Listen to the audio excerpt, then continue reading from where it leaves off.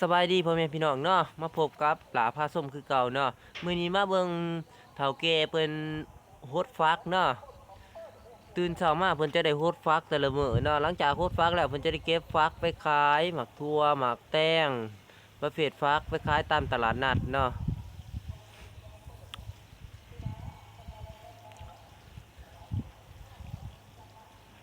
เฒ่าแก่เพิ่นนี่โสดเด้อความดูเนี่ยบ่ให้เว้า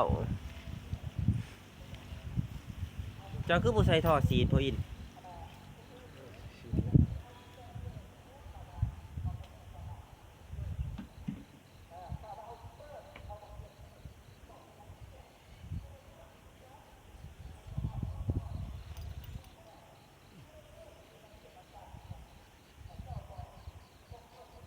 ขนาดปลูกมันแพงมาก็ยัง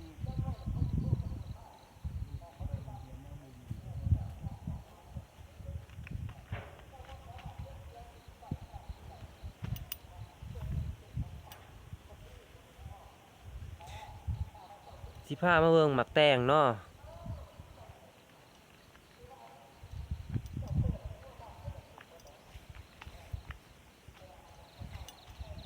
นี่คือเจ้าของสวนเพิ่นเนาะพ่อใหญ่อินเนาะ เจ้าของบริ เท่า ษัทเจ้าของเท่าแก่เพิ่นลงบ่แม่นสวนโอ้ขอโทษพ่อใหญ่โอ้ยมักแต้งเพิ่นนี่ได้2ล้านป้าได้พี่น้องเงินเดือน15,000ถือว่าเดือนหนึงนี่เพิ่นตก10ปลายล้านบ่รูด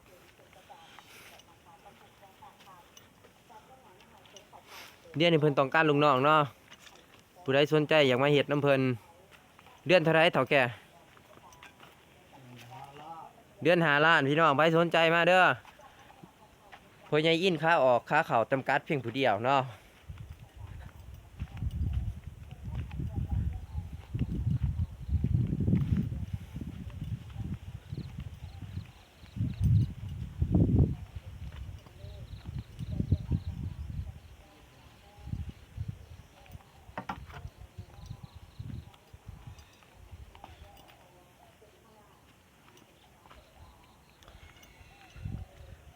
มักแต้งเพิ่นเนาะกำลังพ่วมหมากขาดทุน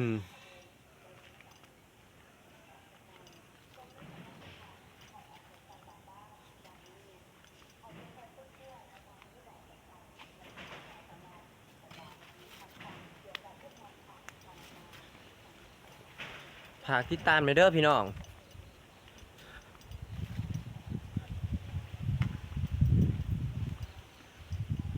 ลาผ้าส้มเนาะ